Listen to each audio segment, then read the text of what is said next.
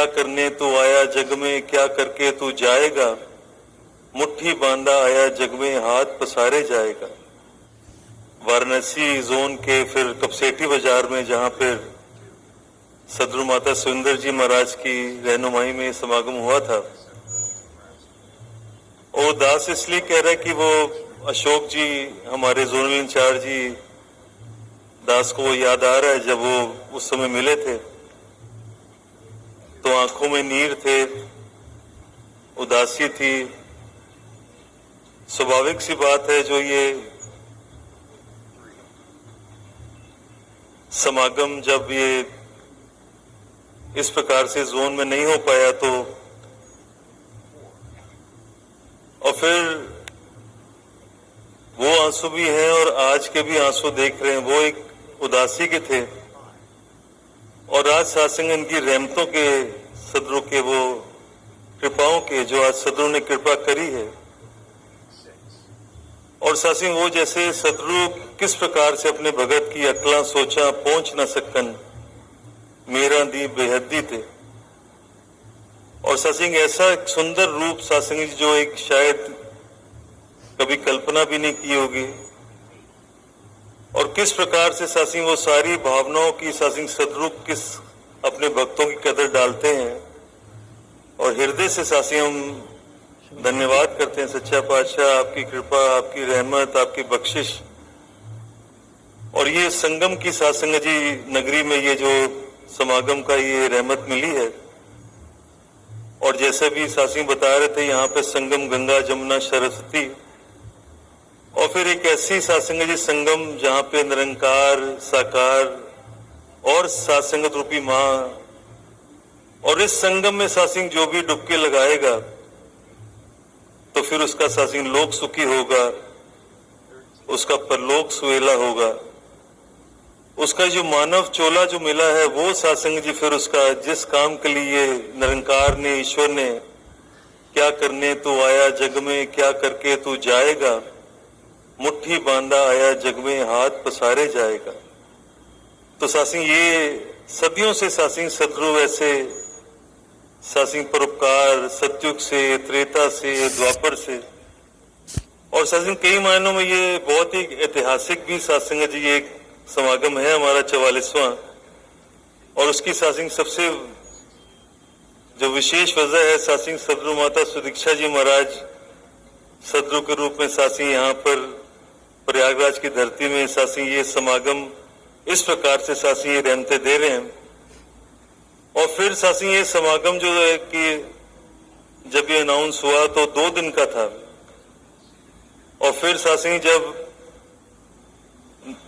निरंकार की कृपा 25-26 का सासिंग जब समागम अनाउंस हुआ, और फिर सासिंग एक सदगुरु ने ही वो ऐसी कृपा करी, मास मैरिजेस की भी पहली बार उत्तर प्रदेश के समागम में ये रहमत प्राप्त हुई। कभी भी सासिंग आज तक यहाँ पर इस प्रकार से आयोजन नहीं हुआ। सदगुरु ने कृपा करी, मेहर करी,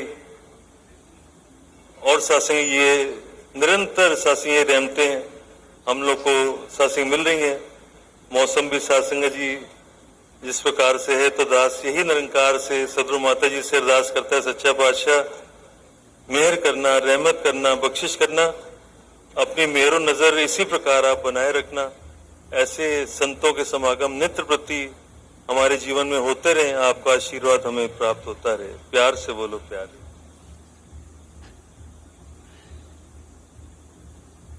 अब साथ संगत हम सीधे ही समर्पित हो जाएंगे सदगुरु माता सुदीक्षा जी महाराज जी के चरणों में। तो सभी साथ संगत दास के साथ जय घोष में शामिल हो। बोलिए सतगुरु माता सुदीक्षा सविंदर हरदेव जी महाराज की जय। निरंकारी राजमाता गुरु बचन अवतार की। साथ संगत जी प्यार से कहना धन निरंकार जी। अभी जैसे सब देख ही रहे हैं, ये वर्षा, ये मौसम का उस तरह एक रूप तो अभी भी दासी के ध्यान में वही बात आ रही थी कि दोपहर के समय जब सत्संग शुरू हुई तो ये मौसम का रूप, इतनी कड़ी धूप, इतनी गर्मी और अब ये शीतलता, तो भक्त तो कभी भी एक ऊपरी मौसम के वजह से अपनी भक्ति को उस पे आधारित नहीं करते हैं। एक मन हर समय भक्तों का शीतल रहता है। एक मन में ये सुकून, चैन, सहजता, स्थिरता हर किसी के मन में होती है, तो परिस्थिति उसका असर एक नहीं छोड़ पाती।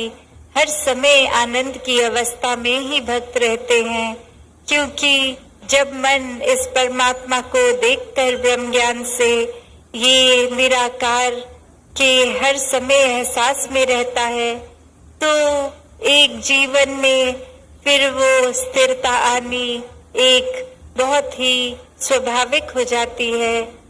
कैसे आज भी और पिछले 2 रोज से ये जो संदेश दिया, ये कोई सिर्फ कान रस नहीं था कि कोई भजन एक म्यूजिक की वजह से या कोई ताल ऐसी की तालियां साथ दे रही, पर ये चाहे स्पीच थी, एक कविता रूप था, एक भजन रूप था,